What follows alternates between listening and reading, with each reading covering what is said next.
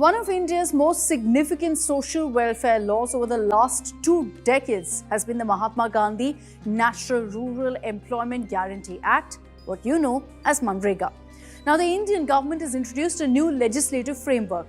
It's called the Vixit Bharat Guarantee for Rozgar and Ajivika Mission Grameen Bill 2025, which again you have heard as VBG Ram G Bill. This is to replace the existing Manreka law. So what exactly was Mahatma Gandhi NREGA?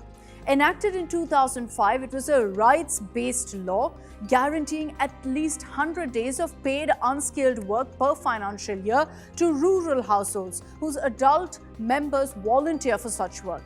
The Act established a legal entitlement. Citizens could demand work and the government was obligated to provide it. Failure to do so triggered unemployment allowance provisions.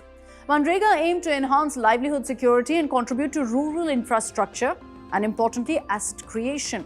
Now, Prime Minister Narendra Modi has long been critical of Manreka, describing it in the past as a symbol of policy failure and arguing that it entrenched poverty instead of creating sustainable livelihoods.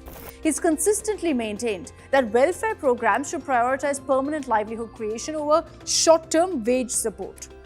At the same time, Manreka's spending expanded significantly under the Modi government, particularly during periods of economic stress such as the COVID pandemic, when allocations were increased to provide income support to millions of rural households. So now let's talk about the change. What is the VBG Ram G Bill? This bill is a proposed statute that seeks to replace Manreka with a reformed rural employment and development framework.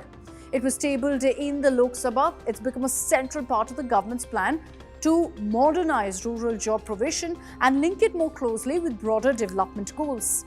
So here are the key differences between the existing Manreka framework and the new VBG Ram G Bill.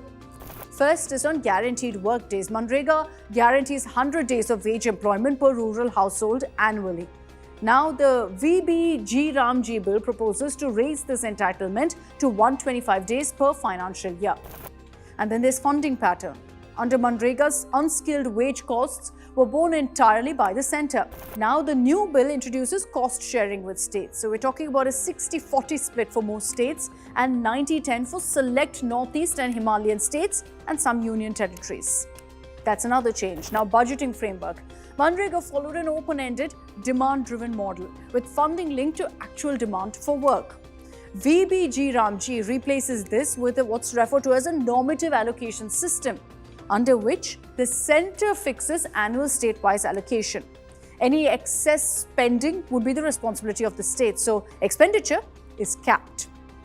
The other big difference is on seasonal pause. Manreka allowed work throughout the year. The new framework permits states to pause employment for up to 60 days during peak agricultural seasons such as sowing and harvesting. Now, on wage payments, Manreka mandated wage payments within 15 days with compensation for delays. The VBG Ramg Bill proposes weekly or fortnightly wage payments while retaining existing notified wage rates. So what's prompted this change?